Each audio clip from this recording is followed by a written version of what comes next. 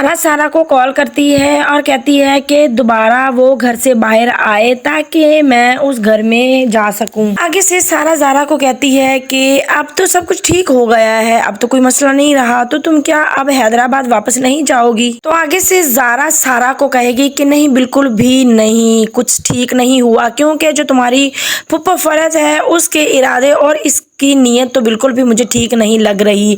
वो बहुत चालाक है और इसीलिए मैं चाह रही हूँ कि तुम्हारा हैदराबाद रहना और मेरा कराची रहना ही बेहतर है हमारे लिए। तो ज़ारा कहती है कि चलो शाबाश, तुम अब घर से बाहर आओ ताकि मैं अंदर घर के जा सकूं। अब सारा सहमी हुई और डरी हुई घर से बाहर जाने लगती है कि उसकी फुप्पो फरत ऊपर से आ जाती है और वो सारा को देख लेती है, सारा को पकड़ लेती है यहाँ पर। और सारा काफ़ी ज़्यादा सहमी होती है, काफ़ी ज़्यादा डर भी जाती है फुप्पो को देखकर। दिखाया जाता है कि जो फरहत बीबी है वो तो पहले ही भड़की हुई है मज़र साहब पर भी और सारा पर भी, क्योंकि जब मज़र साहब ने कहा था उसी की बेटी को कि वो अपनी माँ के लिए चाय बनाकर खुद लाए और अपनी माँ को पेश करे, और फरहत को इस बात पर बहुत ज़्यादा गुस्सा आया होता है। वो रक्षी को भी कॉल करती है और सारी बात बताती है कि आज आपके मामू ने इस तरह से किया।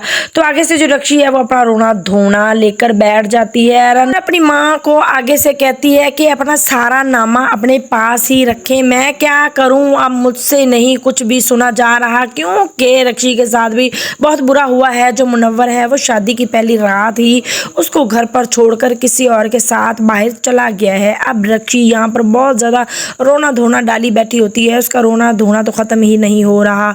और जब वो अपनी माँ के मुँह पर ऐसी बात करके फ़ोन काट देती है तब फरहत को और ज़्यादा गुस्सा आता है और वो देखती है कि जो सारा है वो छुप कर बाहर निकलने लगी है।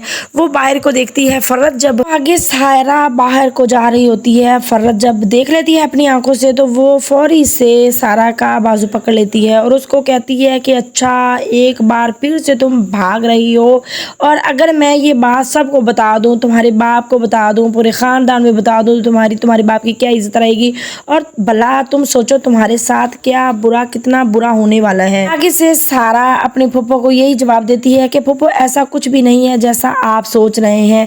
खैर जैसे तैसे करके जो सारा है वो घर से बाहर तो चली ही जाएगी। यहाँ पर फरहत के 14 तबक रोशन होने वाले हैं जब ज़ारा फरहत को खरी खरी सुना देगी, आगे से बोलेगी और फरहत की बोलती बंद हो जाएगी ज़ारा की ये सारी बातें सुनकर।